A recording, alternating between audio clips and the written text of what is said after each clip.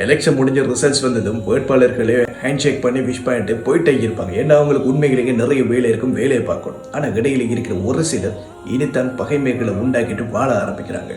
அவங்க ஒன்று புரிஞ்சுக்கங்க, யார் ஜனாதிபதியாக வந்தாலும் நம்ம சொந்த கையில் தான் நம்ம நடந்தாகணும், நம்ம சொந்த கையால் தான் நம்ம உழைச்சி ஆகணும். இது தெரியாமல் நம்ம கூட இருந்த உறவுகளை பகைச்சிக்கிட்டு வாழ்றது அவ்வளோ ஒரு நாகரிகமானது இல்லைங்க. நம்மளுக்கு பிடிச்சவங்களுக்காக ஆதரவு தெரிவிச்சோம், முயற்சி செஞ்சோம், பிரார்த்தனை செஞ்சோம், அவ்வளவுதான் முடிஞ்சு போச்சு. மீதமுள்ளதை இறைவன் தான் நிர்ணயிக்கக்கூடியவன். ஏன்னா அவன் தான் நாடியோருக்கு ஆட்சியை வழங்குறான், தான் நாடியோரிடமிருந்து ஆட்சியை பறைக்கிறான்.